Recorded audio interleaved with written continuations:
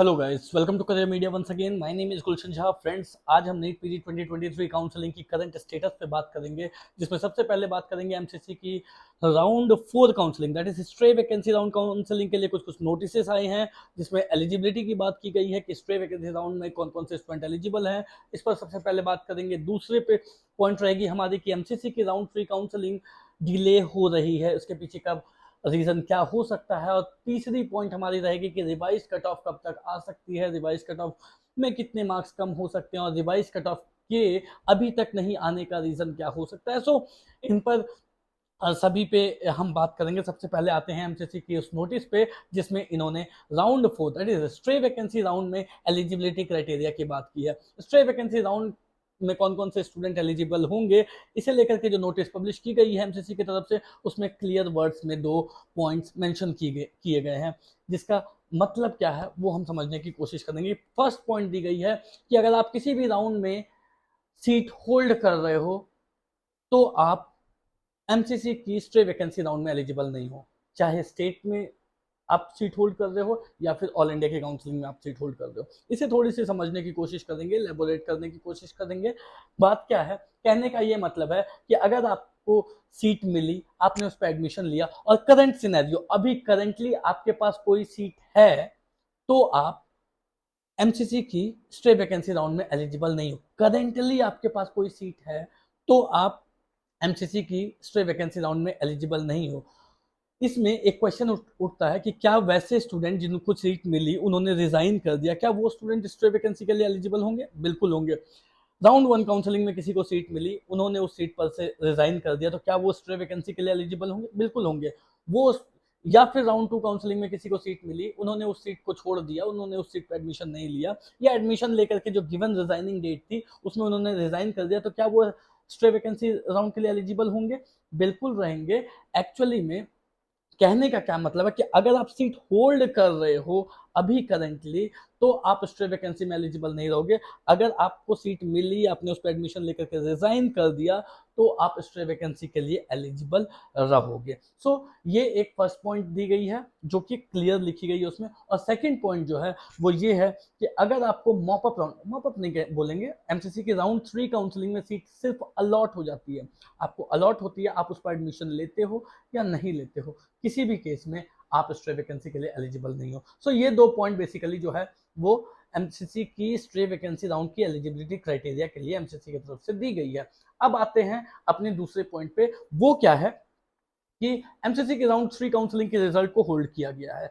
और round 3 counselling की result आनी थी 16 सितंबर को, बट अब ऑलरेडी 19 सितंबर हो चुकी है, 3 दिन ऑलरेडी डिले हो चुकी है। तो इसके पीछे का रीजन क्या हो सकता है? अलग अलग सोर्सेज से अलग अलग इन्फॉर्मेशन सुनने को मिल रही होगी।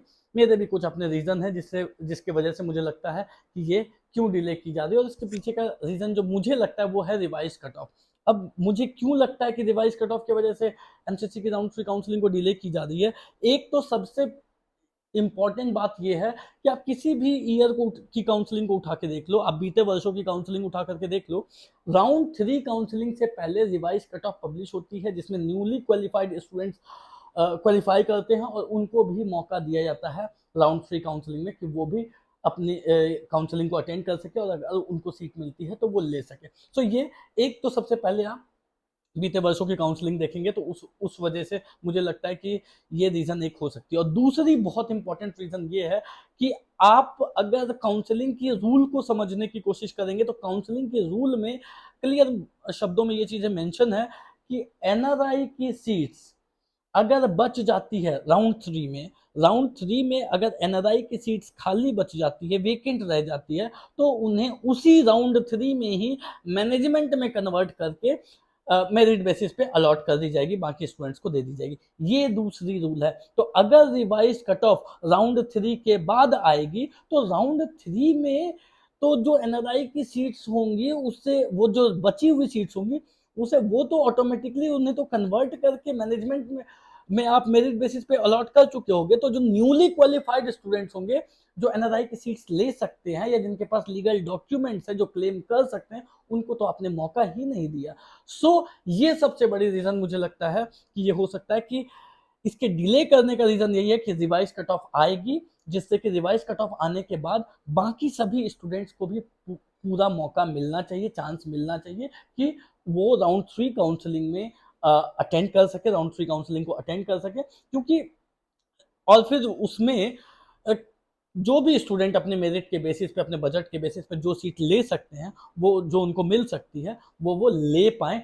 उसमें एनआरआई की भी सीट्स रहेंगी कि अगर आपके पास स्पॉन्सर डॉक्यूमेंट्स है तो आप एनआरआई सीट्स भी ले पाओ। तो ये मौका देने के लिए इनको राउंड 3 काउंसलिंग से पहले रिवाइज कट ऑफ लाना मैंडेटरी है, ज़रूरी है। अगर वो ऐसा नहीं करते हैं तो ये उनकी बाइसनेस को कहीं ना कहीं जो है वो शो करता है। प्लस रिवाइज कट ऑफ लाने का फिर उतना ज़्यादा मतलब नहीं रह जाएगा, क्योंकि उसके बाद जो है स्टूडेंट वो सिर्फ स्ट्रे वैकेंसी राउंड के लिए एलिजिबल रहेंगे, और स्ट्रे वैकेंसी राउंड के लिए एलिजिबल रहेंगे तो उसमें तो ज़्यादातर नॉन क्लिनिकल सीट्स ही खाली होंगी। तो फिर रिवाइज कट ऑफ लाने का बहुत ज़्यादा मतलब नहीं रह जाता है, आपने जब मौका ही नहीं दिया स्टूडेंट्स को कि वो सीट ले पाए। सो इस वजह से मुझे लगता है कि राउंड 3 काउंसलिंग के रिजल्ट को डिले किया जा रहा है। एक बार रिवाइज कट ऑफ आएगी उसके बाद जाकर के दोबारा से राउंड 3 काउंसलिंग को कंडक्ट किया जाएगा। ये तो बात हो गई।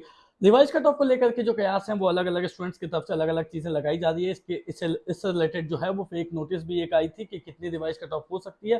हालांकि वो नोटिस फेक ज़रूर हो सकती है, बट वो जो फिगर है वो कहीं ना कहीं ऐसा लगता है कि वो फिगर सही साबित हो सकती है, क्योंकि उस फिगर के अकॉर्डिंग जो परसेंटाइल रिड्यूस किए गए थे वो 25 परसेंटाइल थे, और ये कहीं ना कहीं से बहुत सारे सोर्सेस से सुनने में आ रही है कि 25 परसेंटाइल तक अप्रोक्सीमेटली रिड्यूस किए जा सकते हैं हेल्थ मिनिस्टर की तरफ से। सो ये जो रिवाइज कट ऑफ है ये एक तो पहले कभी भी आ सकती है, आज भी आ सकती है, कल भी आ सकती है। सो इसको लेकर के बहुत ज़्यादा एंशियस नहीं रहना है, पहली बात। तो दूसरी बात ये है कि आप ये आएगी ज़रूर, ये 100% है, तो आपको इसको लेकर के डर में भी नहीं रहना कि नहीं आएगी। सो रिवाइज कट ऑफ आएगी ज़रूर, और आने के जो चांसेस हैं वो कुछ इस तरीके से रहेंगे कि यूआर कैटेगरी की 208 मार्क्स तक रह सकती है और SC/ST OBC की 171 मार्क्स 172 मार्क्स तक आ सकती है। सो ये जो है ये फिगर ये रह सकती है। So let's wait and watch कि कब आती है रिवाइज कट ऑफ और फिर हमारी राउंड 3 काउंसलिंग स्टार्ट होती है। That's all for today guys, thank you so much, have a nice day.